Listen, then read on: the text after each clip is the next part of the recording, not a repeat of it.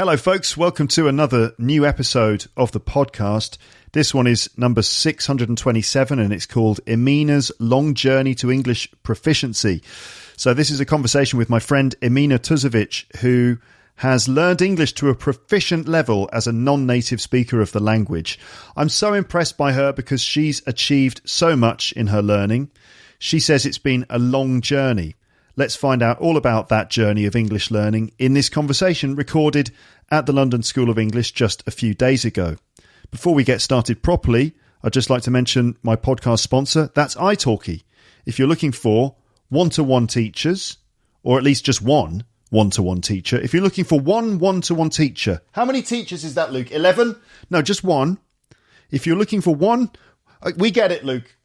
Anyway, italki could be the service for you. They've got more than 5 million people learning languages on their platform, and it's recommended by people like Benny Lewis from Fluent in 3 Months and Forbes magazine and BBC News and Mashable and The Guardian and TechCrunch and stuff like that.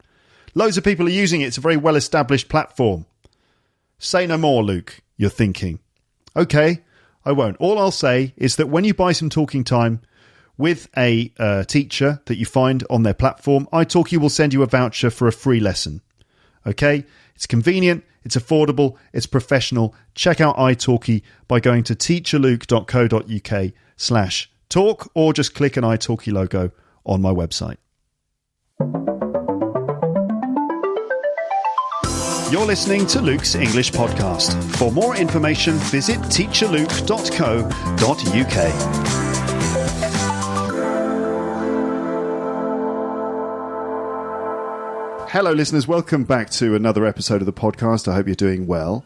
Now, today on Luke's English Podcast, I'm talking to my friend Emina Tuzovic. Did I say it correctly? Yes, Luke, it's perfect. I got it right. Emina is an English teacher, friend of mine, and for ages and ages, I've been meaning to have Emina on this podcast for 3 main reasons. Okay? Reason number 1 is that Emina is absolutely lovely, and it's just nice to spend time talking with her. And plus, there's plenty I'd like to find out from her. I'm talking about you in the third person when you're sitting right in front of me. I know, it's weird. It's very weird. So there's plenty of things I'd like to find out from you that I've never really asked you before, right? So things about your career and about learning English and things like that. So, and that is that's a benefit of this podcast for me. It gives me a chance to have in-depth conversations that often just don't happen otherwise. It's great. Yeah.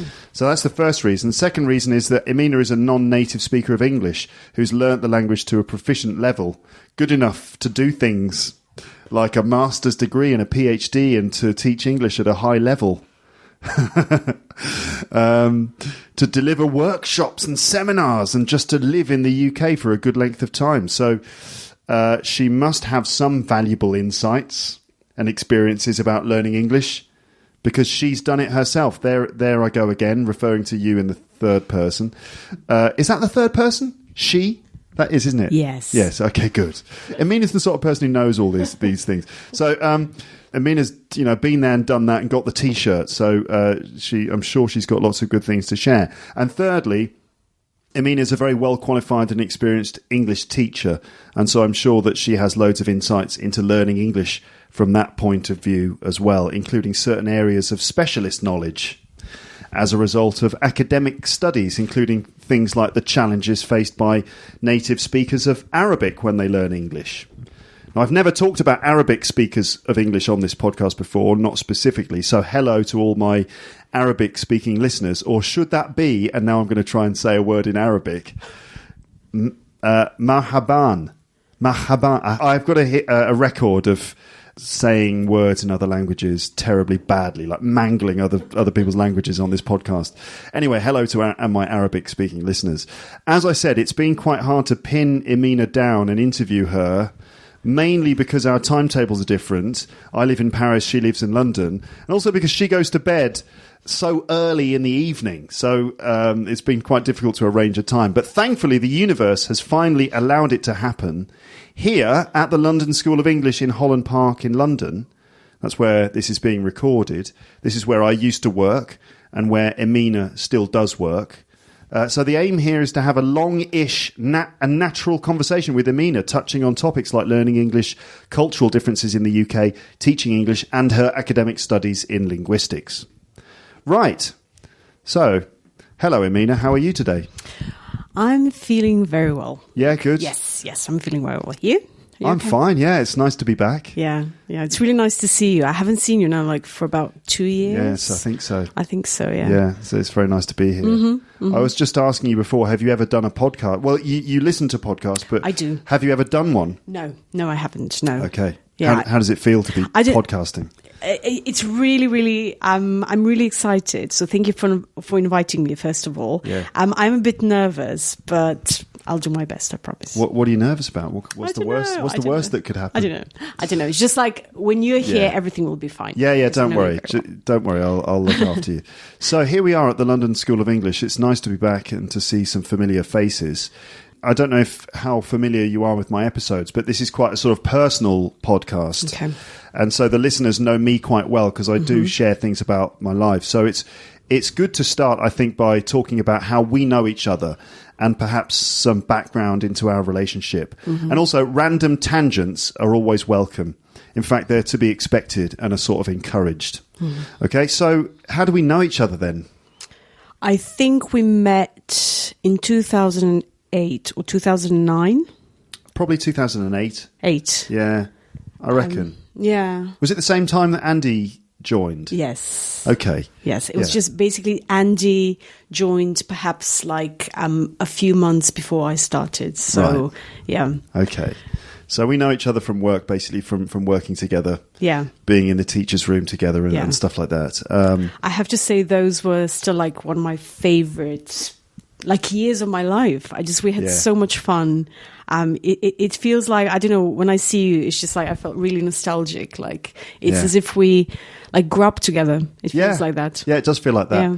Somehow working here, I don't know, it must be the same in other schools, but somehow working here is quite a sort of formative experience. Yeah. That the standards are quite high. Yeah. And there's quite a lot of support in terms of training and things like that. So you do make progress as a teacher. Yeah. Also, it's quite tough to teach classes here sometimes compared to other schools, just because of the standards. Yeah. So everyone kind of goes through this quite formative experience. Yeah. So we went through that together.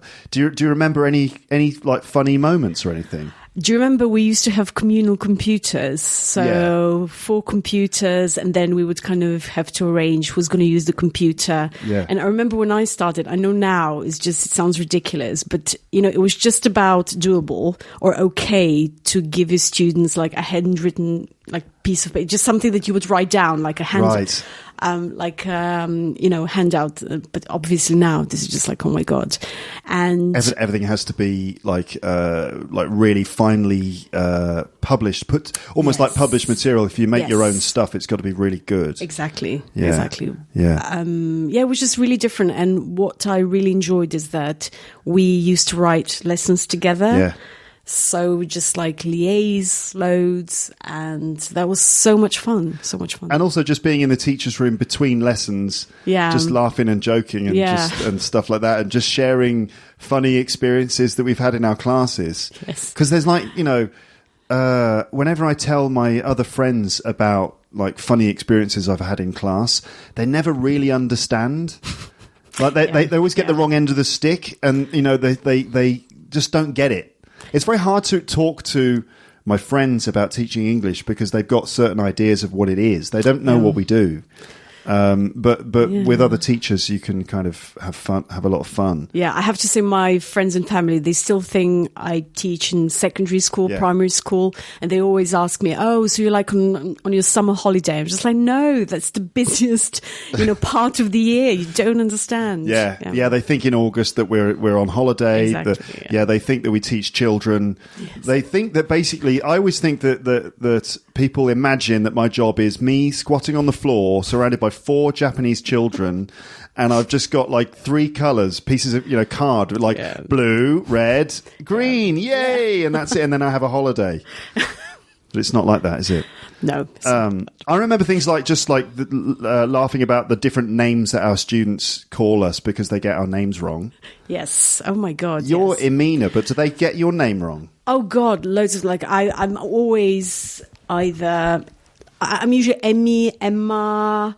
I'm often okay, this is kind of understandable. I'm often Emina, etc., etc. Amina, not Emina. Yeah, because it's like an Arabic, obviously the original version of the name. Yeah. But also some of my colleagues, like Keith, he's been referred to as Kate, which I absolutely love. And our former boss, Torkild is an interesting name. It's Danish. But they used to call him all sorts of things. Didn't someone call him fuck you once? I've heard, I'm not sure. I wasn't there. I did not witness that, but I wouldn't be surprised. I think so. So I've had like Luke, Luku, Luck most of the time. And obviously Ruku. Ruku. That's still how I call you sometimes when I text you. I know. So we have mutual colleagues who've been on this podcast. Andy Johnson, Raphael Miller, Howard. Was in an early episode. Claudia's been in a couple of episodes, and Ben Butler, who now is sort of like the boss. Yeah, it's amazing. Yeah. And okay, I mentioned at the beginning that English is not your first language, so you're not from the UK. Where do you come from? Well, I was born in Slovenia, and I grew up there. And but my parents are Montenegrin. So basically, this is where I'm from. Okay. Yeah. So when you meet people from the UK, so let's say you're at a party or something here, and they start speaking to you, what does the average English person say to you when they meet you? So they would usually say, "Oh, where's your accent from?" It's usually, "Are you German or are you French?" That's what they usually get. Yeah, which is quite interesting. Yeah. Yeah, I suppose that the people aren't so familiar with Slovenia. Yeah, they would know now. If they don't know, I would just usually say, "Oh, it's next to Croatia," or maybe for the older generations, they would know if I say, "Oh, it's one of the republics in the former Yugoslavia," and they would know. Former Yugoslavia. Yeah, so South Europe, Southeast Europe, so they would kind of. I was just thinking to explain this to people who, just in case they don't know where it is, because people listen to this all over the world. Imagine being in Venice, right up in the north of Italy, and you just kind of keep going east a little bit, just for a few hundred miles, and then you'll eventually hit Slovenia. It's basically a 4-hour drive to Venice from where I'm from my hometown, and then I guess to Vienna it would be as well like a 3-hour drive. So it's quite kind of it's I don't know, it's in the middle of so it's between Croatia, Italy, Austria, and Hungary. So it's Croatia, Central Italy, Europe, Austria, more. Hungary, Central Europe, but like on just with a tiny little bit of Mediterranean coast. Exactly. Yeah. Okay, then. I was going to say, tell us a few things about Slovenia. Well, what is the native language? It's Slovenian, and it's a Slavonic or Slavic language, and it's related to Russian, Polish, Czech, Slovak, but it's more similar to Serbian, Croatian. Okay, now we've got Bosnian, Montenegrin, etc. But let's say Serbo-Croatian, and it's also quite similar to Bulgarian. Okay. Slavic language. Well. Yeah. Slavic language. So you're sort of in a language club with those countries. So let me put it like this. If there is, I don't know, a Bulgarian person, if they speak a little bit more slowly, I can understand 80%, even like more, maybe 90%.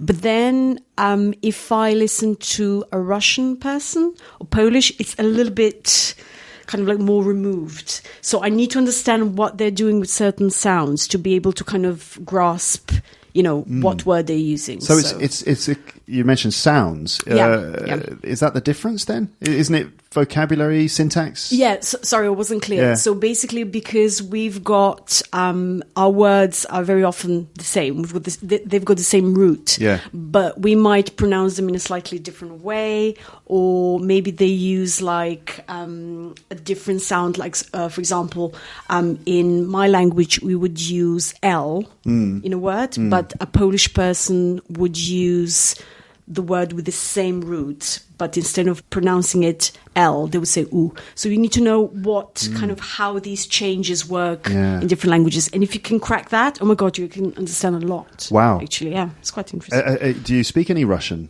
No, I'm afraid. I would love to, though. German, or, I mean, is it just German. English? German as well? Yeah, I grew up kind of because when you come from a very small country, you need to learn foreign languages. So my generation, our first foreign language was actually German. Ah, yeah. Okay, that's interesting. So I'm going to ask you about like learning English in a second, but like, so how long have you been living in the UK now? Oh God, it's been like since 2008, I think. Okay. Yeah. So just over 10 years? Yeah. Yeah. Okay, I thought it was longer than that, but just over 10 years. No, yeah, then. I was 28. Yeah. 28? Yeah. Okay. People probably ask you this all the time, like, why did you come to England? It's a really interesting question because I'm an only child. So you can imagine my parents were not thrilled when I decided to move. But it didn't happen like overnight. First of all, I came here and I worked as a babysitter. Babysitter? Yeah, as a kind of like an au pair.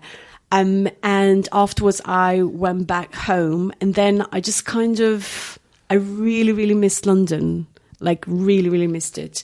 And then I came back, I decided to do a master's, and this is kind of, one thing led to another, and then I just kind of found a job, and that's how I stayed here. But it all started with when I decided to study English at university. It's been this kind of, I've always loved the language itself. I've always loved British culture, literature, series, films, anything. So it was just love of the culture that connects you to the country. It's just, So when did you first start speaking English? The first English class I had, I remember I was 9, and we had like 2 lessons a week with one of the local teachers, and Slovenian teachers, yeah. And because I come from a very small town, and it's a very small school, it was just like a proper village environment. And I remember one of the first things we learned was like coffee, tea, and I remember being just shocked that words could be spelled like that.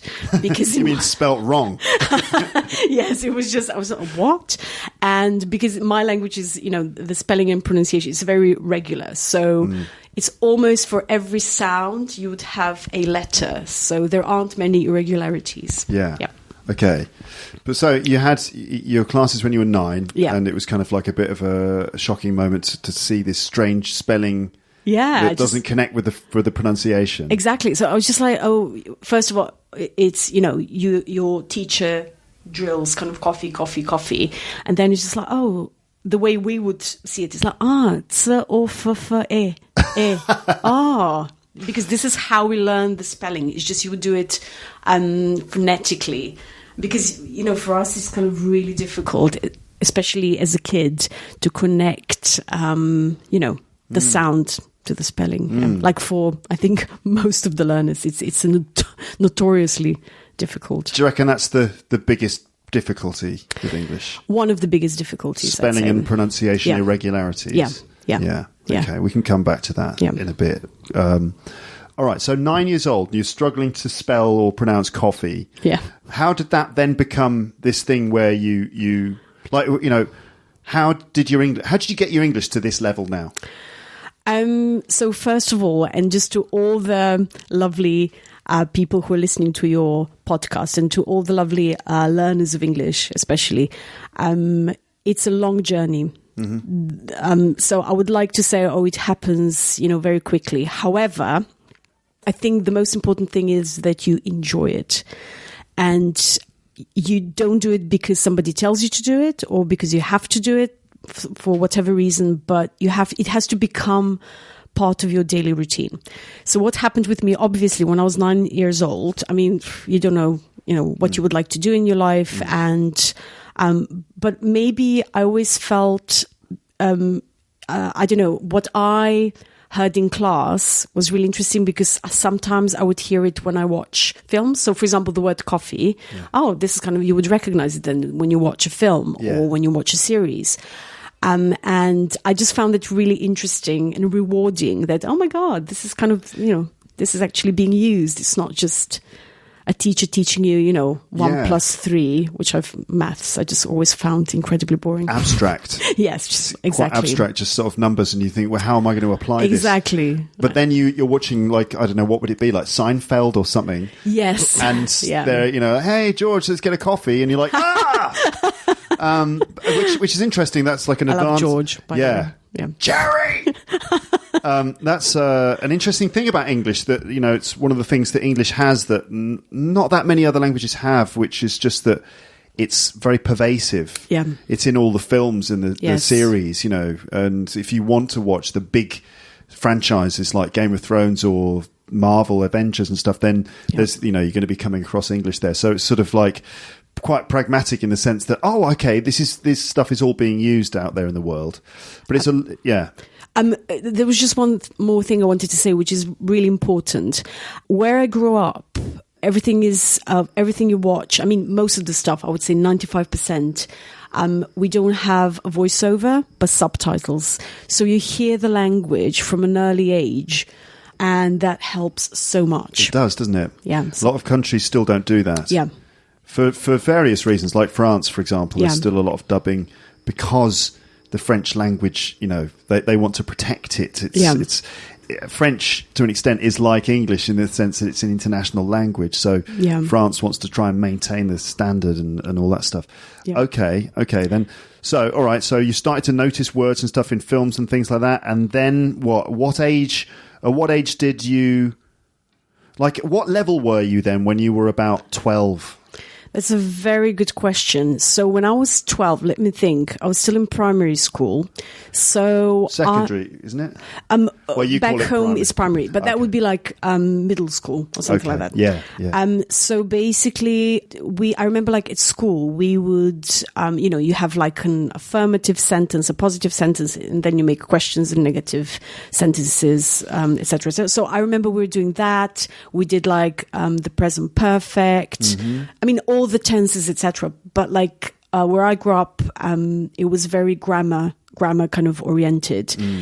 So we did do vocabulary, but we didn't, so to say, hone our like speaking as such. So we didn't do any speaking exercises, or that was kind of like not of too much importance. Let me put it like this.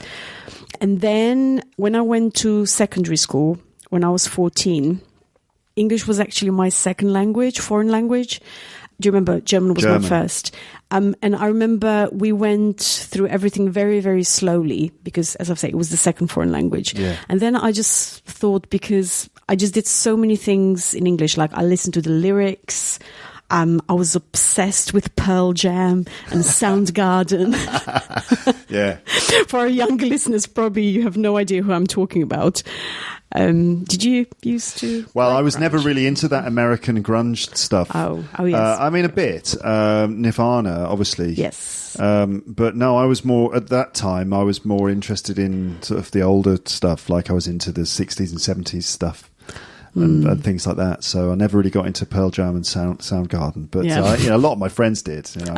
All my mates at college or school had Soundgarden written on their backpack. Oh yeah. Or Pearl Jam on their pencil case or something. Yes. So I love Eddie.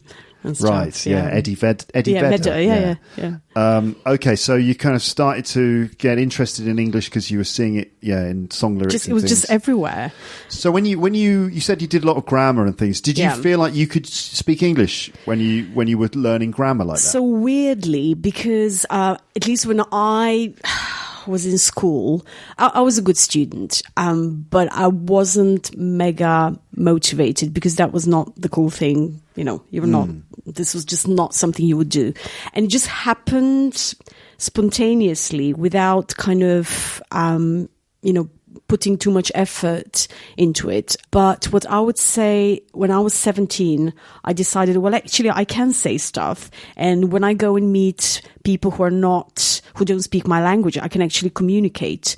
And so I decided I was going to go to university and maybe try and study. Okay, and you thought English could be the subject? Yeah, because it was just something that naturally just felt, it just felt the right thing to do. But, oh my God, it was a decision that when I started actually studying, I almost regretted doing that. So wait, you went to a university in Slovenia, yes, to do a degree course, yes, in English, yes, English language and literature, English language and literature, exactly. So half of the course were just grammar, just different areas of grammar, and the other part was literature. Okay, and so you said you started to regret it. Why? Because do you remember when I said that English was my second foreign language? Yeah. So I might have been quite good at, talking and stuff, but I didn't have any explicit knowledge of grammar in terms of, if I compared myself to most of the other students who had very good knowledge of grammar. But could they hold down a conversation like you? Yes, they were just amazing. All right, so hold on a minute. You said that you did grammar when you were at school, middle school, primary school. But it was quite low level. Just the basic, sort of very basic. Elementary grammar stuff. Yeah. Okay, and so, but you were able to speak. Yes. You mentioned just meeting people who weren't from Slovenia, right? Yeah. Those are the people who you spoke to. That's is that how you developed your speaking skills? No, not really. No, it was just kind of it was like, osmosis. It was just, it happened like naturally. It was just, But who were you talking to and how often were you talking to them? Not very often, but it would be when, maybe I would go somewhere with my parents. Maybe, we would go like to a seaside resort or somewhere and maybe I would meet people, from Italy, from France, from Poland. But that's not a high frequency of practice. Yeah, no. And so when you joined the university course, what was your spoken level of English, do you think? I think it was upper intermediate, pre-advanced, That's interesting. How did you manage that without actually speaking very much? Okay, there is one little tip I would like to share, and this will sound a bit odd, but what I did a lot, I used to talk to myself in English a lot. Mm-hmm. And I remember starting to do that. It's really weird, maybe because I'm an only child and nobody, lack of company. Like, I don't know. How sad. Yeah, I know. No, I'm joking. It's not sad. And I remember I would just, talk to myself and then I would just make up stories. And I think it did make a difference that I did sound things out so they wouldn't be just in my head. And then I remember I started doing that when I was 10, and then I would continue doing that in my kind of later teens. And then at some point I just realized, oh my God, I can actually say stuff. And I remember when I was like 10 or 11, I remember when I started doing this, if I didn't know a word in English, I would just kind of make it up. What? It's just really weird. But this is still something I try and get my students to do. Yeah. So just run us through that, if you would. Imagine you're telling your students about this technique. Yeah. Can you share it with us? So it's basically, for example, you think about something, for example, you did yesterday. Yeah. Or what you did this morning. And you just kind of start talking to yourself. You can do it in front of the mirror. Yeah. Or you can just, lock yourself in your room. You can do it in the bathroom, in the toilet. And people might think you're weird, but it doesn't matter. Yeah, who cares? Exactly. The important thing is that things come out, that you vocalize them somehow.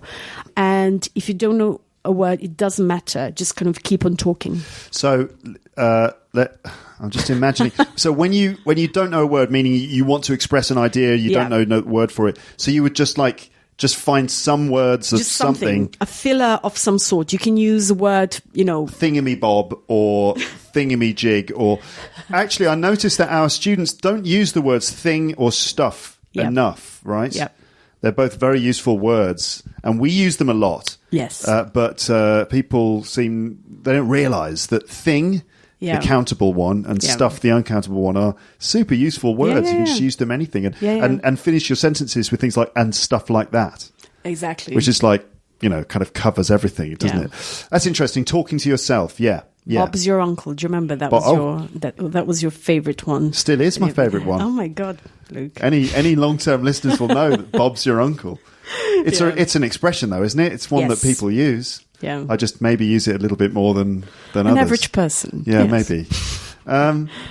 Okay, so that's kind of how you got your spoken level of English up. But then you enter university and you realise that the other people on your English language and literature course, their English is better than yours. Yes. So if I compared myself like to most of the other students, let's say they were well proficient when they started the course in terms of everything. Like sort of bilingual?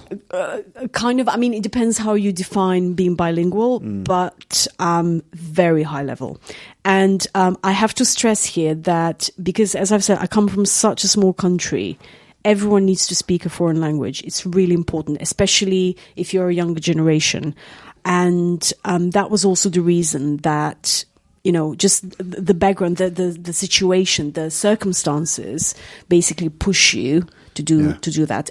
And there was another thing, because I came from a very small town. It was just kind of like, it was kind of almost like village environment. Yeah. And I wasn't competing with anyone there. But then suddenly when you go to the state university where people from around the country would kind of gather, that was a shock, I have to say. Suddenly you're competing on a national level. Yes. Yes, it was like that. Okay. And so what did you decide to do then?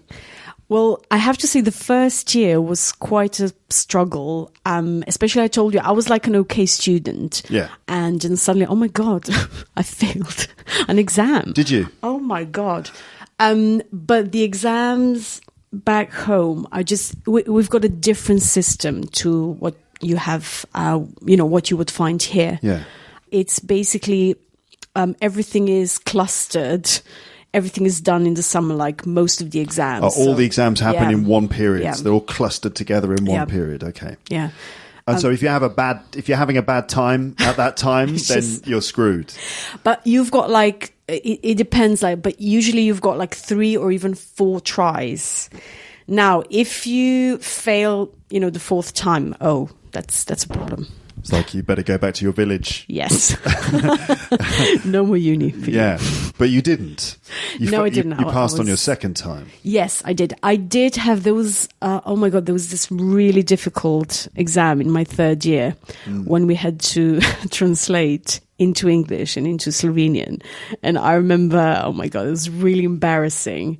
But it was really easy to make a mistake because, you would get really stressed and sometimes the topics were really difficult. And I remember our tutors would call them, there were certain grammatical mistakes, like a comma, that would be referred to as fatal mistakes. Oh, God. And it was just, that is something I'll never forget. Yes. But it was that course, I mean, me studying at university there, it was, it makes you tougher. Yeah. It really does. Mm-hmm. I can't explain it, but it was a long journey. Yeah. Okay. When you were studying at university, were you doing a lot of speaking in English? Let me think. Not that much. We had one module, which was kind of like the use of English, if I can kind of use Cambridge terms. Yeah. It was more like vocabulary, grammar, and then, we discussed topics and stuff. That was twice a week, like 2 hours a week, in the 1st and the 2nd year. But apart from that, not that much. When did you make the most progress in your English? I think there must have been a certain leap, I'd say, in secondary school, where I must have kind of attained a certain level, let's say an upper intermediate level at some point. This is when you were, how old? Teenage? Yeah, I would say late teens, 16, 17, somewhere around there. Okay, and then there was the second kind of let's say a jump at university, but that was more strategic. I had to do it. So I had to start reading books, a lot of books. So there was more reading input. Whereas before that, everything I had was really listening. I see. That's all. But I read loads and I noticed I started noticing phrases and collocations. So I didn't just wait for things, just passively, whatever, happens. But it was more strategic. And I think that is what makes one's English,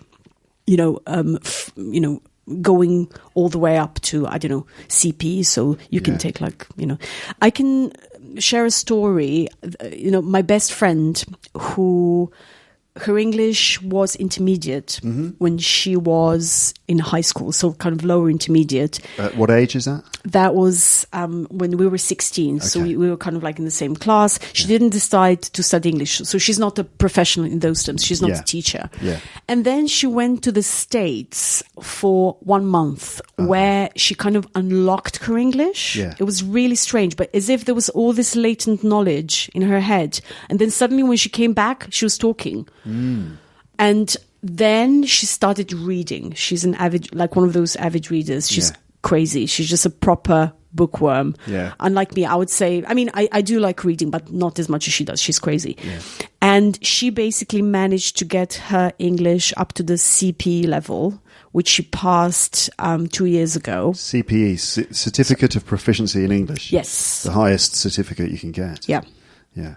Wow. Yeah, and we grew up together, so we had like basically the same kind of, the same education. Same part. Okay, but so for her, it was like going out to the States where obviously no one speaks Slovenian. Yeah. And so it's kind of a sink or swim situation there, probably. Yeah. And still sort of investigating your learning of English here, right? Of course. Did you ever have a sort of a eureka moment with English? Was there ever a moment where you kind of like something clicked into place? Yes. Do you remember when I told you that when the way I would like talk to myself like a crazy person? And I remember once realizing, oh my God, I was talking to myself and I used the word approach. Approach? Yes, I remember that distinctly. Like, for example? To approach a judge, or it's a good approach. So, but I think the first meaning I kind of got.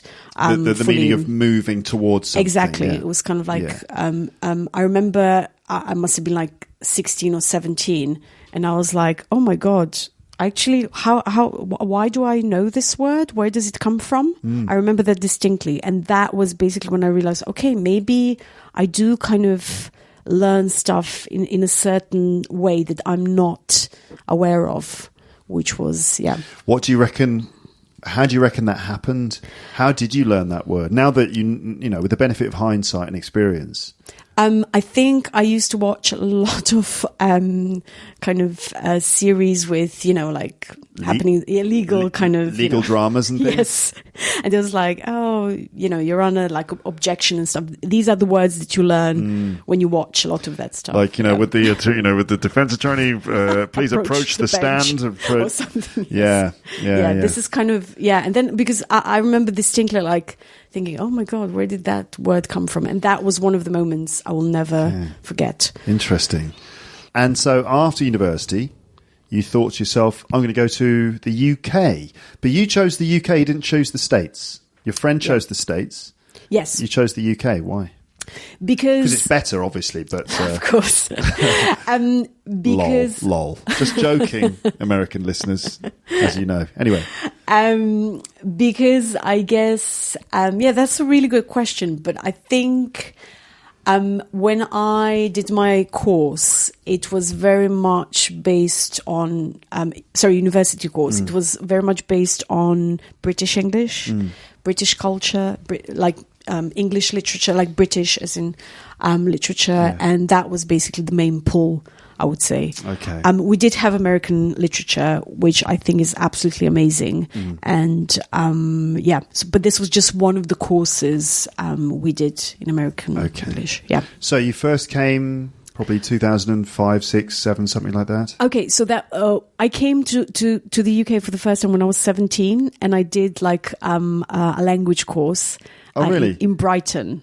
Yes. So this was another kind of thing because there are many layers to it. Yeah. Yes. But it was kind of, I did, I think, 2 weeks in Brighton. Like one of the students who would come here. Exactly. Yeah. Exactly. And it was, we were really naughty. I mean, I was 17 and I remember like there were lots of Slovenians there. And, you know, what did we do? Spoke Slovenian. Of course. But it was so much fun. Oh my God. But it was everything, you know, obviously we did learn English and it does help you process and, you know, the language you've got, and it motivates you immensely, to continue studying. But it was just like the whole experience of the country and of the culture. I loved it so much. Brighton is a fun town. Yes. Oh my God. It was great. It was great. So, and then you came back to work as an au pair, a babysitter. Yes, that was in 2004. So that must have been pretty weird to be in someone's home, like a British person's home. You're kind of in there being employed, but you're sort of part of the family, right? Yeah. Did you stay in the person's house as well? Can you tell us about that? Yes. So basically, I stayed there. It was in Golders Green, North London, and I stayed there for 6 months. And I looked after 2 wonderful little twins, and they are from Kenya. So their mom, the whole family, is from Kenya, and they're now teenagers. Can you imagine? They all speak English. Yes, very well. Very, very good English, yeah. Okay. All right. So that's a different sort of cultural experience then, if you're entering the home of a Kenyan family living in London. Yes. So that's an interesting mixed bag, because you've got like probably the culture shock of being in a Kenyan person's home and also being in London as well. Yes. I'm going to ask you about England, or London more specifically. What were the things that shocked you? If we talk about culture shock, I don't know if it is a shock. It's like maybe a surprise, or it's sort of either it makes you surprised or it makes you depressed or whatever. But like, what were the things that were maybe tricky to deal with, or differences? Does anything stand out? Yeah, it's kind of how people interact and those, I guess, unwritten rules. So what's acceptable and what's not. We come from, you know, I mean, we're all European and stuff, but we do come, I think our cultures are quite different in many ways. I mean, in many ways, we're very similar. But yeah, I think it's how people interact and how much more people here are much more private. Whereas back home, people just kind of taking someone's personal space, but I didn't mean that like in terms of like approaching someone, but just kind of What's that word again? Approaching someone. Approaching. Oh my God! You see? Oh my God! Just like still got it. Still got it, indeed. But kind of like we're much more like in your face. We just kind of we're much more direct, more like touchy feely as well, tactile, very kind of because very different here on. I was going to say on this weird series of islands, but certainly in the UK, there is a personal space thing where we're not quite the same, not the same as the Japanese, who you can't touch a Japanese person. My first, I mean that's a bit of it's slightly extreme, but you know they don't hug each other and kiss each other and stuff like that in the way that we do in Europe. But certainly in the UK, we like a bit more personal space. We get a bit uncomfortable when people sort of get up close and personal. So that's probably a difference. I've noticed that in France. Oh, okay. I mean, just on public transport, for example, people are just bumping into each other and no one seems to care. Whereas here, everyone's like, "Oh, sorry." If you just, if you breathe on someone's shoulder, it's like, "Oh, sorry," and they're like, "Sorry" as well. Everyone's just, sorry that you breathed on my shoulder. Speaking of which, I remember when I came to Britain for the first time, and I remember I met so many lovely people, and I remember I met this Nigerian boy who was studying, in Brighton, and I remember we were walking down the street, and he was very, very polite in general, and I remember like me stepping on a banana skin, and he was like, "Oh, sorry." I remember that was just like, oh my God, like I just, it was just such kind of. He said sorry because you stepped on a banana skin. Yes. Okay. All right. And in terms of the way that we communicate as well, there's also that sense of distance as well, isn't there? Where we what's the word? A lot of hedging language, indirectness and diplomacy in order to make sure that you're not imposing yourself or things like that. So, that may have taken a while to get used to. And kind of, you don't want to put someone out. Yeah. That's something that's quite, I had to learn that. To put someone out? Yes. You're going to have to explain that one. You need to make people at ease. So you need to try not to... Oh, God, that's to put someone out is a tricky one. Yeah. Yeah, it's kind of like to put someone in a situation where it's a bit difficult for them, right? Exactly. It makes them feel uncomfortable. So you need to predict. You need to think what you're going to say and do in order not to make them feel uncomfortable. And this is something that we usually don't do. Whereas here you have to understand it's kind of like not reading between the lines, but these are very subtle codes of behavior which are accepted. And it takes, I have to say, years to kind of to master that. The one that I always give on this podcast, and I've probably done it twice before, is my wife... when we go to visit my parents in England, they live next to a castle. It's a fantastic castle. Wow. And my wife really wants to see the castle. She really wants to visit the castle. But my parents don't really want to because they've done it before and it's a bit touristy. And they just want to stay in and drink tea with us. Right? And so my wife is, we're emailing each other and my wife says, hey, why don't we go to the castle this weekend? And my dad writes back going, yeah, we could go to the castle.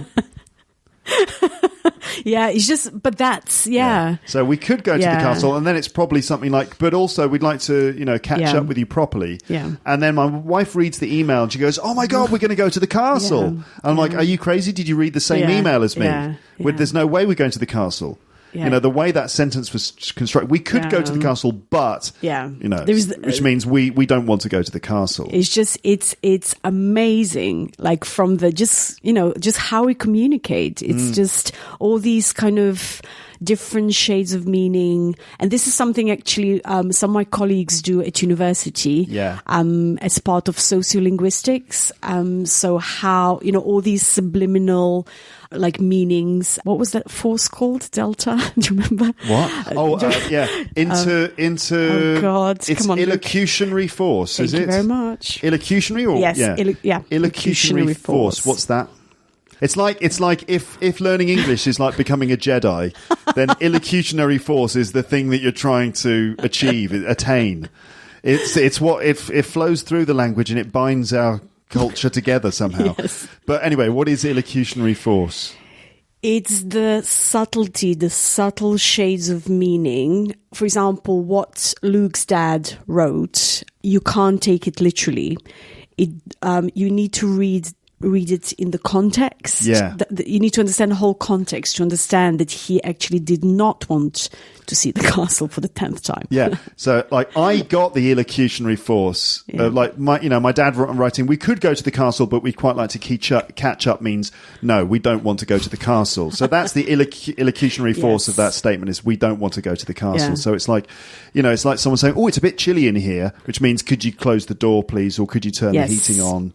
And things like that. So there's a lot of that going on in English, isn't there? Yeah. People saying one thing, but they kind of mean something else, and it's you expect the other person to be able to decode what you're saying. Yes. Yeah. And it's, for example, one of my favorite examples, I would still use overgeneralization a lot. Like I would say everybody, all. It's just so, it's like a big part of me, but I had to learn to curb that. It's just like not so I have to say most of the people, and it's really difficult, especially when you're passionate about something. So if I use too much of that, I'm really sorry, but it's still kind of such a big part of me. We don't like too much passion. No, it's not like that. Don't be too enthusiastic or passionate. No, I know. Yeah, again, I think that is something my wife does. She's French. So there's a lot of this never happens. This always happens. Yes, Everybody's no, sometimes. That's weird though, isn't it? Why is that? That we just tone it down a little bit. Just tone it down a bit. Yes. I guess it's like a cultural thing because maybe showing your emotions excessively is not something that, I don't know. That's true. That's true. There's the, for whatever reason, maybe it's because we are Anglican Protestants largely, that we keep the emotions under control. That's people call it stiff upper lip, which is where you keep your emotions under control all the time. Don't lose control. That's maybe from that kind of Protestant background. But also, I've heard someone tell me that it's after the Civil War that we had, quite a long period of civil war where we were fighting each other all the time, and that became unsustainable. And then after that, it kind of like diplomacy entered the picture, and suddenly people realised that we're going to have to live together on this island, and so diplomacy was the way forward. So, like for example, season 9 of Game of Thrones, right? Because we've only had season 8, right? I don't watch it, but imagine season 9, they've decided, all right, let's stop fighting. We've got to try and get on with each other. No more killing. No one's going to watch it. No one's going to watch it. It'd be boring. But it's like season 9, Game of Thrones season 9 is all about just diplomacy and people learning how to avoid slitting each other's throats every conflict and stuff. Yeah. So they develop like a sort of a complex linguistic sort of culture that is about sort of maintaining decorum. Yeah. Something like that. Yeah. So as a speaker of a Slavic language, what were the major problems that you had with English then? I think every Slavic or Slavonic speaker can tell you it starts with articles. Ah, yeah. Yes. A, an, and the, or nothing. It's really hard. Uh-huh. Yes. It's kind of, it's still, for example, if you pin me down and if you kind of, could you use maybe this instead? I'm not sure I'd be able to answer the question, So if I test you on articles and ask you to explain all of the answers in the test. Yeah, but you're not alone, because when I do articles in class, there are some cases where I'm like, well, it's because it's already been said, but then it's like, not entirely satisfying. Yeah, it's very difficult to deal with articles. Why? Because you don't do articles in your language. No, basically we have no articles, and this kind of the concept of an article is just completely alien to us. Completely. So how do you distinguish between one thing and a number of things? So what you do, you use demonstrative pronouns. You use this, that. Okay. And these and those. This is kind of to distinguish between singular and plural. And you would just say one instead of okay. Right, so we don't have and then plural would be expressed with an ending. And then my language is very, like Slavonic languages in general, are highly inflective. What does that mean? Oh God, is that the right word, or inflectional? No, oh my God, I need to Google it. You're the one who knows, Emina. I think inflected language. Yeah, I think you're all right. Don't worry. Hang on. Fusional languages. Fusional languages or inflected languages are a type of synthetic language distinguished from agglutinative languages by their tendency to use a single inflectional morpheme to denote multiple grammatical, syntactical, semantic features.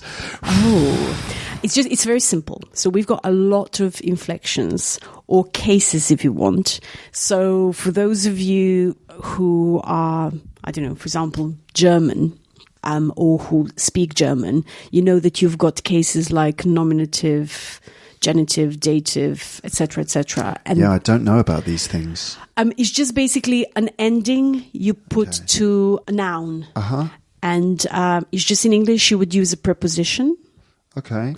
Whereas we have this ending that we tag onto. Because the only sort of endings we put on our nouns are plural endings, aren't they, really? Yes. I think that's it. Yes. Those are the only morphemes, inflections. Yes, in terms of for grammatical. nouns. Yes. Yeah, but you've got various to demonstrate different Exactly. things. So you would use actually a preposition in my language as well, but then you can't just use a noun in its base, like in its base form, base form, so to say, but you just use an ending to cement it that it is kind of that. It's a bit like in English. It's because you have the preposition and you have the noun ending as well, as you said, to cement it. Like, just to be clear, like in English we do that too, right? We do. We've been talking for 40 minutes. Yeah. Whereas in French, it's we are talking for 40 minutes. Yes. Something like that. And, in my language as well. And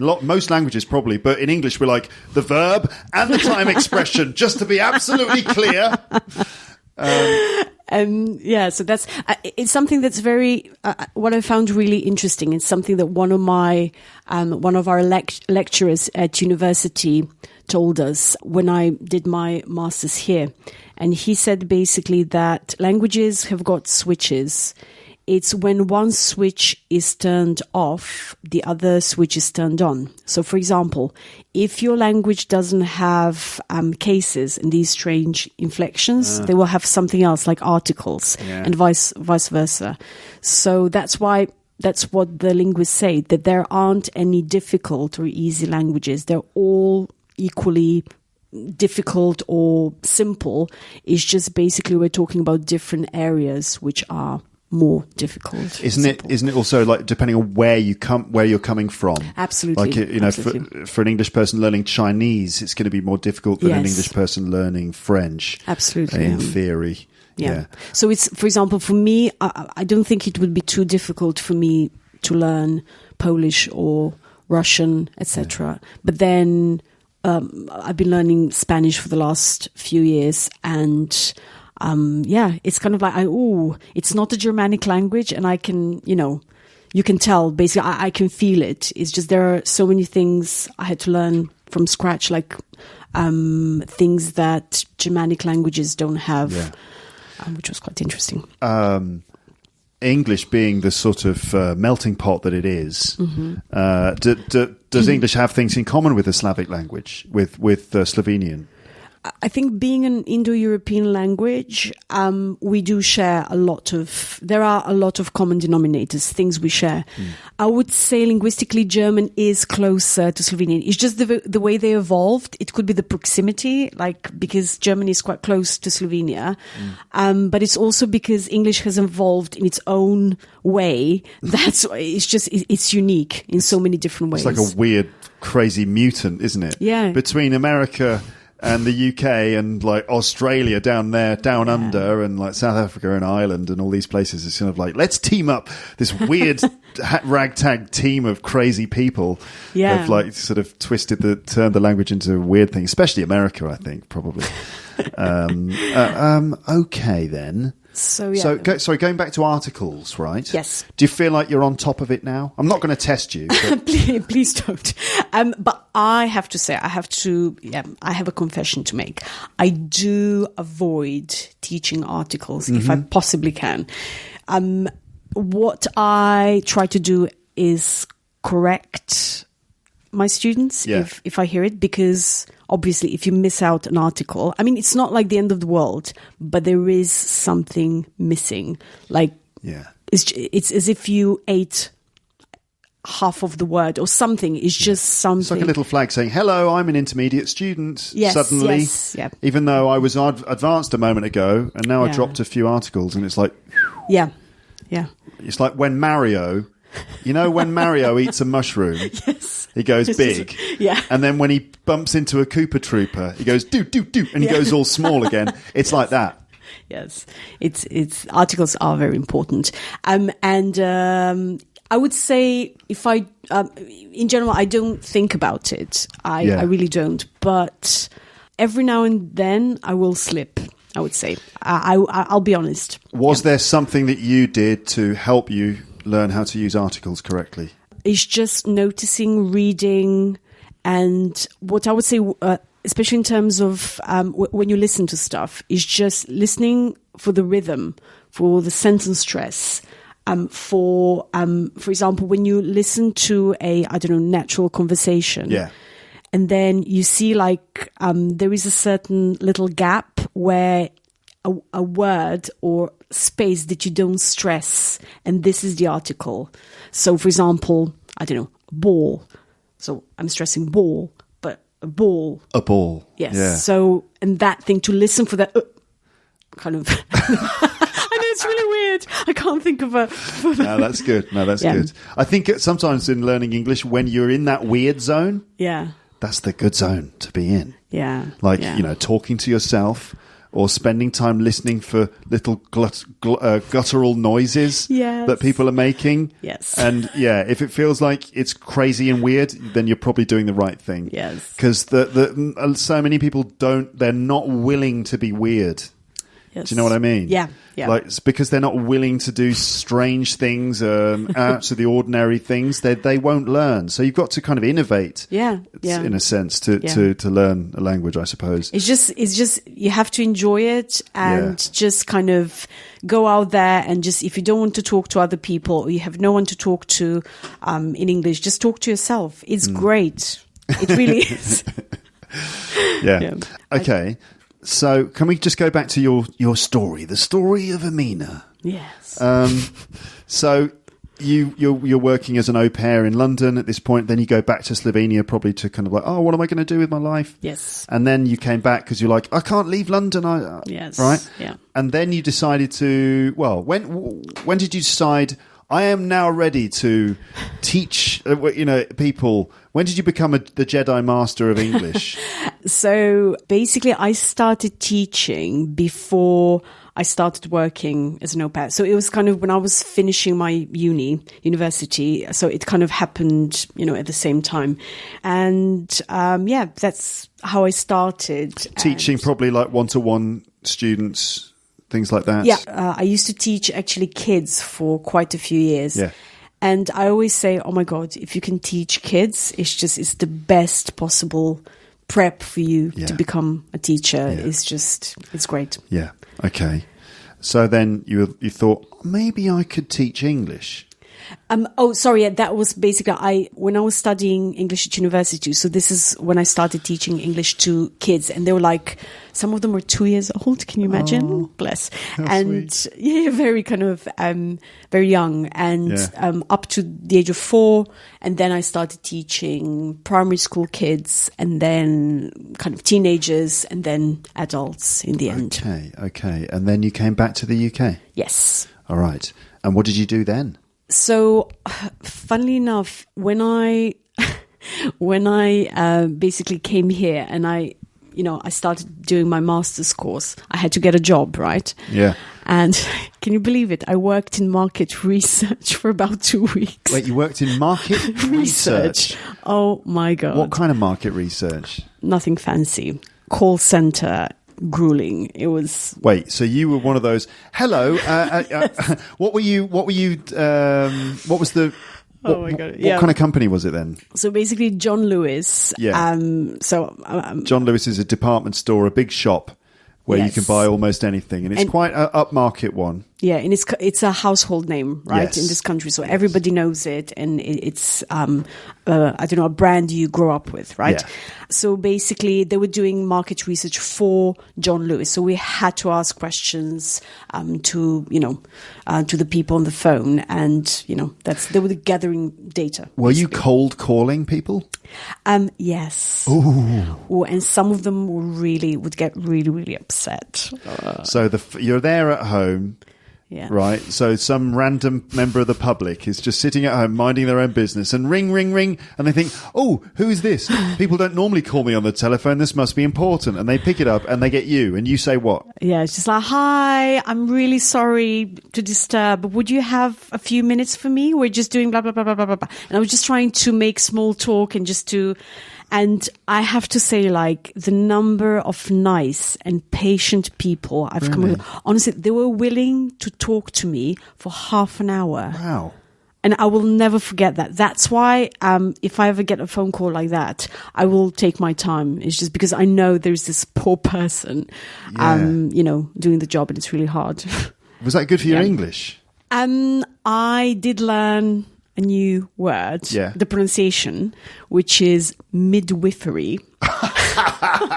How on earth did you learn that one? Go on, tell us what midwifery is, though. Well, I did know the word midwife. Yeah. And midwife is a specialized nurse who helps deliver babies. And midwifery is what you study. Yeah. Yeah. Okay. Well, actually, I did say midwifery, and then one lovely lady corrected me. So I was like, Okay. oh, it's midwifery. Okay. All right then. So you decided to come to the UK to do a master's. Yes. All right then. So master's degree in It's applied linguistics. Yes. applied linguistics. Yes. So you got linguistics. We know what this is. It's the study of language and how it works. Applied. You're applying linguistics to what? To either just any type of practice. Usually it's teaching, but it could be translation. It could be, these are the two major areas. Okay. My course was a little bit more, shall I say, theoretical, so more linguistics, like pure linguistics oriented than some other applied linguistics courses which exist and are much more oriented towards teaching. Okay. Yeah. Where did you do it? Birkbeck College. It's for those of you who maybe don't know, it's one of the colleges as part of the University of London. Okay. So, yeah. Okay. I see. 2 years? 1 year? 2 years. 2 years. Part-time, yes. Part-time. Because I found the job here. I started teaching here. Did you? Yes. So wait, had you also done a CELTA then? Sorry, listeners. CELTA, Certificate in English Language Teaching to Adults, is the first certificate you do usually. Cambridge one. Yeah. Yes, I did my. It wasn't CELTA; it was the other one, Trinity. Yes, Trinity. I did it in 2006. Yeah, that was like I came here for 1 month. There were kind of a few trips. You came here for 1 month to do the Trinity TESOL certificate. Yes. Okay, and then you went back, and then you came back again, and you did your masters, and you worked for us. Yes. I say us. Yeah. I don't work here anymore, but still. You worked at the London School of English part-time? Yes. So I did my master's part-time, but I was working here full-time. Full-time. So you were working full-time and doing a part-time master's. Yes. It's exhausting, isn't it? But it was quite common. It's not a lot of, quite a few teachers I know have done that. Okay. So, yeah. How was CELTA for you? Very stressful. Really? Very stressful, because that was actually the first point where I realized, oh my God, I'm actually going to work on a par with a native speaker. It was scary, very scary. Yeah. And because I hadn't been based like in London, I kind of like, I arrived just maybe a week before I started the course. Yeah. And it was pretty, whoa. I was I was stressed. Difficult, but you did well, I suppose. Well, I did try my best, and I did quite well. Did you find that you were better than some of the native speakers who were doing the course? In terms of, language analysis, and that's what I did for my, first degree. So maybe I had more knowledge, but there were so many different things, such as obviously the intuition, etc., that, it's something that you need to develop over time when you live in the country. I see. So that's kind of, Did you do the Delta? Yes. Diploma in English Language Teaching to Adults? Yes. Which is a bastard of a course. It's quite intensive, yeah. Did you find it more or less or equally difficult than? Funny. Difficult... More or less difficult than, because more or less difficult than the CELTA. Funnily enough, I found it not easier, but less stressful, just because I'd already been teaching in the UK for quite a few years before I actually decided to do my Delta. Did you do your Delta at UCL? Yes, of course. So it's like the whole club of us, because like I did it, Ben did it, Andy Johnson did it, you did it at UCL. Who else? Magda did it. There were a few. Laura? Laura, yes, of course. Laura, and then now the new teachers that perhaps you haven't met, like this is the new generations, like Next Maddie, generation. Charlie, etc., etc. Okay, then. All right. So you worked with Madeleine de Vivier? Yes. Okay. She's a character. Yes. I'd like to speak to her on this podcast. That'd be good, wouldn't it? Yeah. Okay. So Delta. And then, that brings us up to those fun times when we were messing around in the teacher's room. Yes. Playing the idioms game. Yes. Oh my God. In our free time. Yes. The idioms game, listeners, is pretty easy. You just talk and you try and put as many idioms into your conversation as you can. Okay, then. I mean, I've got so many. What's it like being a non-native teacher?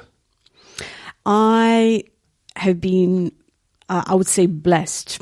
I know it sounds kind of like over the top, but, the number of amazing people I've met is just wow. And the amount of support I received is just, I couldn't ask for more. So you mean talking from your colleagues and stuff? Yes. Okay. And also my students, at first they might be surprised and they ask you a lot of questions, etc. But I have to say it's been, I don't know, 99.9% like positive, really. Yeah. Really. Okay. What are some of the advantages of being a teacher who has learnt English as a second language? Because I think maybe it's kind of, it's something I had to go through. Yeah. And perhaps understanding what is very difficult that to a native speaker would be extremely simple. Mm-hmm. For example, I always give an example of for example, you've got an object, you've got a shoe. And then you try to do something to the shoe. Like, for example, you untie the laces and then you turn it around. You kind of, you do something with it. And then you ask your students to explain what's happening. Right. That is, oh my God, that's so hard. Unless you grew up here or, have been living here for a long time and, it's just, otherwise it's really hard. Do you reckon that's just English or any language that would be hard in? That would be difficult in my language as well. I think I would find it difficult to, but it's one of those things that, people, I don't think, think about. It's just not the first thing you would think of. To describe tying your laces is extremely tough. Yeah. So you're saying that we're giving this as an example of, just remind me. So this is something I would use. I remember when I used to teach my proficiency students in Slovenia and here, I would just do that. And to demonstrate the challenge. But wait a minute, where were we? I was asking you about being a non-native speaker who is a teacher. Oh, the advantages that you have. Yes. Because you know what's difficult. Right. Yes, that's it. That's kind of... Yeah. Yeah, so that would be, I guess, one of those things. But then again, I am, I guess, influenced by my first language. What was difficult for me, and we all of us had to learn through experience what is difficult for a French speaker, for an Arabic speaker, I don't know, for a Russian, Turkish speaker, Italian, etc., etc. Okay, right now. We still haven't finished with your academic work because you did your MA in applied linguistics, but then also a PhD. Am I right? I'm still doing it. You're still doing it. Oh my God, it's the same story for lots of PhD students. Oh God. Tell us about a PhD because not everyone will know. Like, how is it possible for all these PhD students that I meet to just be always doing a PhD? I know. I think anyone who has attempted it or who has finished it successfully, etc., will understand what I'm talking about. So it's one of those things. First of all, my first challenge is because I'm working full time. And if I don't do the work every week, like a little bit, you just lose the thread. You just kind of forget about stuff. You forget about the detail. And it's that sort of work where you can't just, I'm going to sit for 5 minutes and just kind of like try and remind myself what I read about like 3 weeks ago. You really need to get into it. And after some time, we're getting back to the talking to yourself. Yeah. I get to that mode where I start talking to myself, explaining stuff that I've read. It's kind of like I'm trying to kind of help me. Synthesize. Oh my God, thank you. What I've read, and then to kind of make sense of it in my head. It's really weird. Oh my God, this is something that I've been doing all my life. Well, you're I've just talking realized. to yourself. This is therapeutic. It's obviously working. Yeah, it's therapeutic. Yes. It's like therapy. Another function of the podcast. And basically, it's just there is a lot of work involved, and you don't have deadlines that you would have like when you do your masters, and you are left to your own devices, really. Like there isn't much, you have to do the work. You've got to motivate yourself. Yes. Procrastination. Oh God, yes. Yeah. What's your PhD about? So what I'm interested in is how Arabic learners of English recognize words in their second language in English. So Arabic speakers, you heard me like hours and hours ago saying, oh yeah, Arabic speakers, this is going to be one for you. And they're all going, when is he going to talk about, when are they going to start talking about Arabic? Well, now after an hour and 15 minutes. So, sorry, your PhD is about the problems that Arabic speakers have when they are... when they read in English. Reading. Yes. Principally reading. Yes. Okay, so what kind of... tell us about that then, if you can. Okay, so let me first of all try and explain where it kind of comes from. So when I came to London, there are certain nationalities which are prevalent in the classroom. So we get, for example, a lot of Brazilian students, a lot of Italian, French students, Japanese students, etc., and a lot of students from the Middle East, especially from Saudi Arabia, from the Emirates, etc. And I've noticed that a lot of my Saudi students wanted to study here. They wanted to do their masters, etc. And I've noticed in the classroom, they're amazing communicators. So they speak so well. They communicate with such ease. It's amazing. And their listening is very, very good. What they perhaps lag, where they kind of like lag behind, is the reading and the writing. Mm-hmm. And as we all know, if you want to study in this country, it's all about reading and writing. And this is where it all, how it all started. I just wanted to help them. I wanted to understand, what difficulties they're facing, and if there is anything, we can do about it. So what are the difficulties that they face? So first of all, I think we as teachers don't quite understand what it's like to have a writing system which is completely different from the Roman alphabet.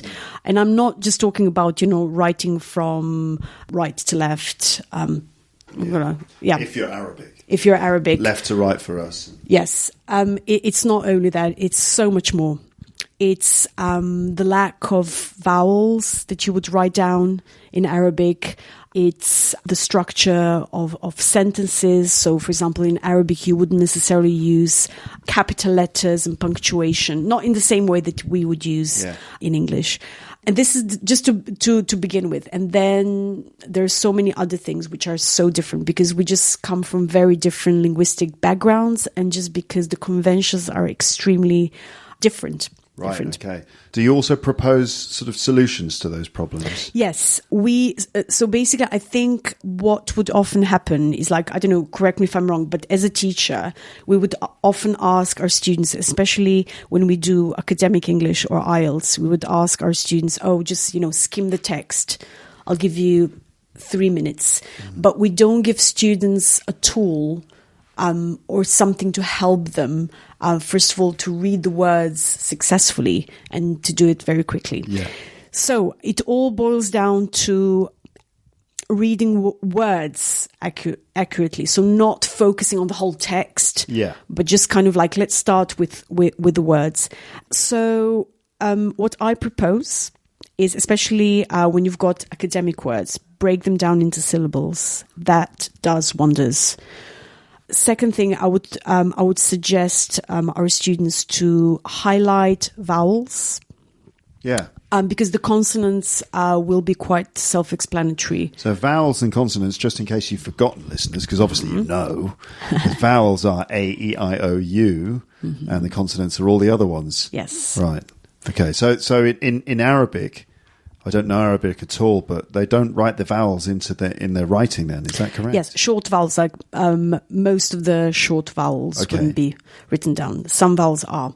But for example, short vowels are indicated, but they're not spelled out the way they're done in our languages, for example. And so these are two things which are very, very important. And one more thing, instead of when you see a word, so it's really good to compare words, to see patterns, to see the letter sequences instead of just seeing words in isolation as a combination of just random letters. So, for example, that you can see, enough and tough. Yeah. Right? Oh my God, like so much inconsistency in terms of like pronoun and spelling. But there is a pattern. They're pronounced in the same way. They're spelled in the same way. I mean, the last bit. And try to notice that. Right.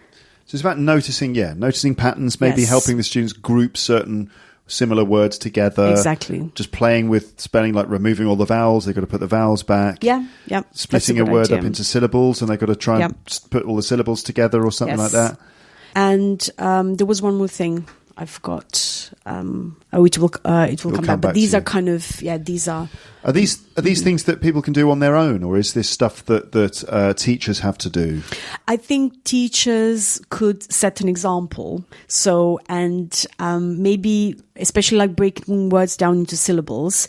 You can definitely students can do it at home, but then maybe show it to the teacher. As well, just for example to check. Yes. Yeah, it would be difficult to do it on your own, I suppose, when you'd need to get someone to help you with it. To help you out, yeah. But if an Arabic speaker is interested in this kind of thing to improve your reading, you could try that as an example. Take a bunch of words and just try and break them down into syllables, like use a line to just divide the word into different syllables, maybe which one is the stressed one. Notice the vowels, being used and try and maybe the vowel in the stressed syllable. How is that vowel pronounced? Try and group words based on how the vowel is pronounced in the stressed syllable, right?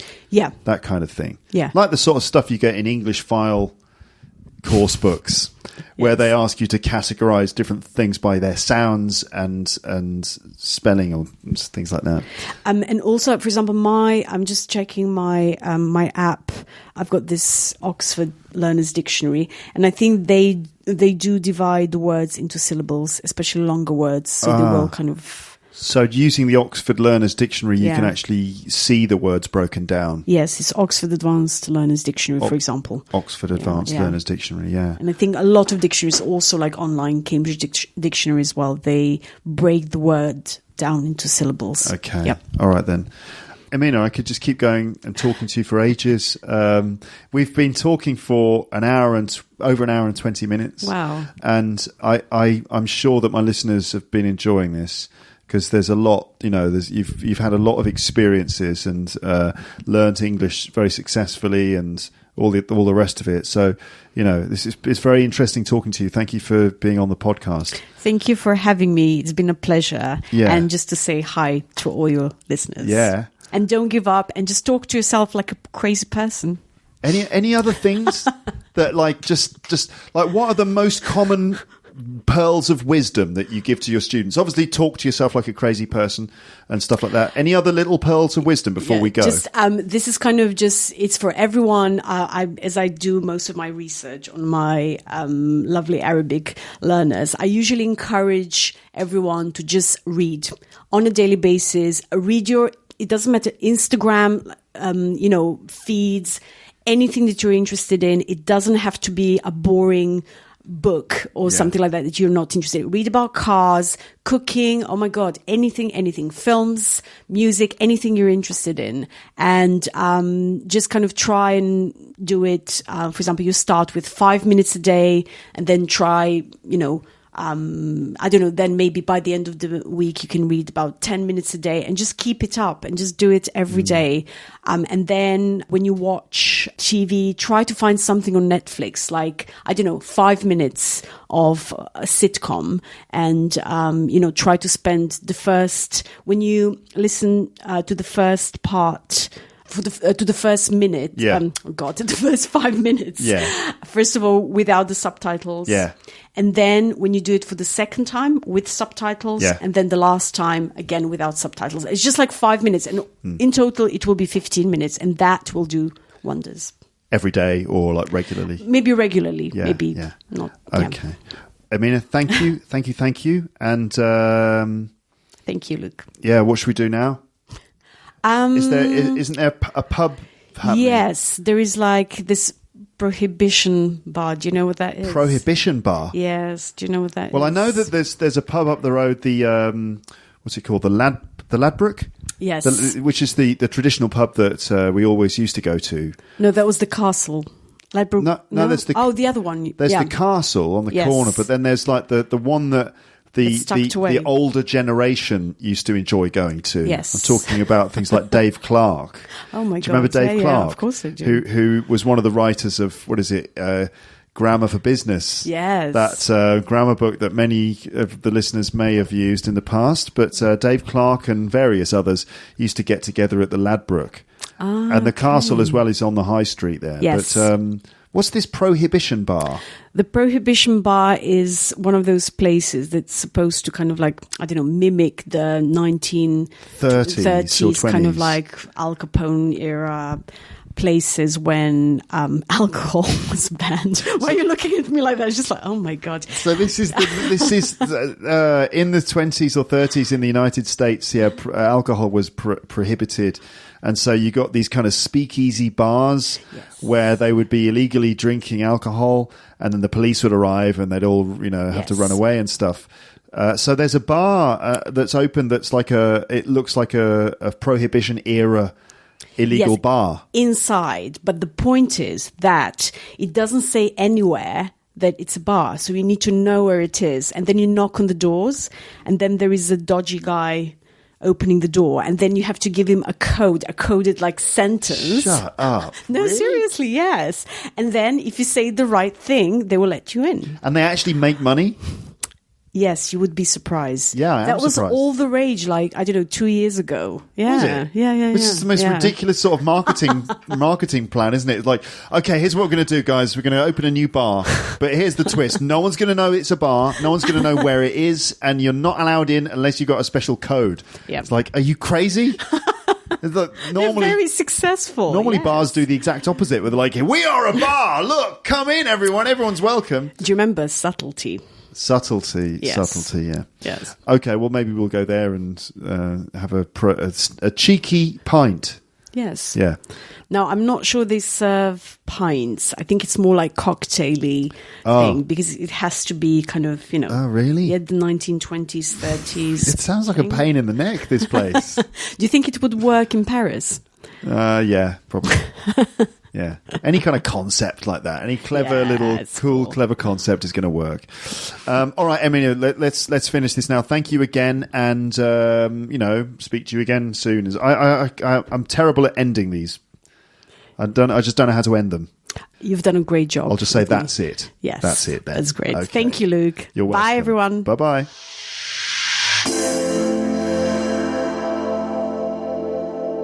So that was Emina Tuzovic on the podcast. I'd like to say thanks again to Emina for being a guest. I think she's great and an inspiration for any language learner out there. An example of someone who's managed to learn a second or even third language to a proficient level. The comment section on the page for this episode on teacherluke.co.uk is open, so you can share your thoughts there. I've got some questions for you just to give you some inspiration. So you could maybe answer these questions if you're thinking of how to write your comment. So what did you find inspiring in this episode? Any particular details of Emina's story that you found inspiring from a language learning point of view or just a general life point of view? Secondly, are there any specific little tips that you could apply to your learning of English? Anything that Emina did that you could do too? And thirdly, do you have anything in common with Emina? You might not come from the same place that she comes from or have lived the same life as her, but maybe you'd notice certain things about her personal story that you can relate to. So anyway, do you have anything in common with Emina? That's it for this episode, then, more or less. You can expect some more episodes recorded in London, because I was in London at the weekend. You can expect more episodes recorded in London to be published over the coming week or two, as well as the third part of the little series that I'm doing about 88 English expressions that will confuse everyone. So part 3 of that series is going to come soon as well. Also, premium content is coming soon. It will be premium episode series 18, and a chance to broaden your vocabulary and develop your pronunciation as usual, with help from me, of course.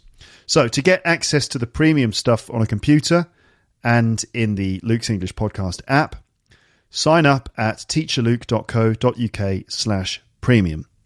So that's it then. This is the end. Well done for listening all the way through. You might not notice it, but this will have improved your English that little bit more, especially if you were really paying attention all the way through. I'll speak to you again soon, but for now, it's just time to say goodbye. Bye. Bye. Bye. Thanks for listening to Luke's English Podcast. For more information, visit teacherluke.co.uk.